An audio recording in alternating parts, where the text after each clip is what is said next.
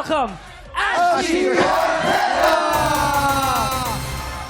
Ay, oo. Beauty queen. Pang beauty queen na rampa.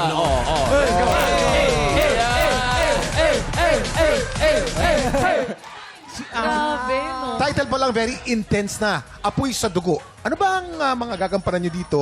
At kaninong dugo ba ang mag-aapoy? Go, love. Ako, I'll be playing as Vanessa, isang lawyer, abogado, na pamilyado. Ang daming kakabisaduhin lines. Oo, marami. Tsaka Medyo mga technical nakakapagod siya. Ang hirap no, may mga batas-batas pa yun. Oo. Marami. Tapos, only child ako. So, longing talaga ako sa sister. Ayun. Kapatid. Tapos, dadating si Ashley. Ay, As Angel. Oo. ito na, parang damandam ako, masama ang dating mo rito.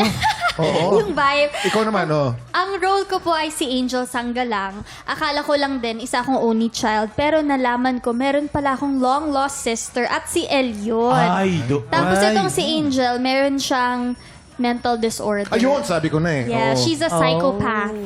So, dugo ng mga viewers yung gusto kong initin. Ay,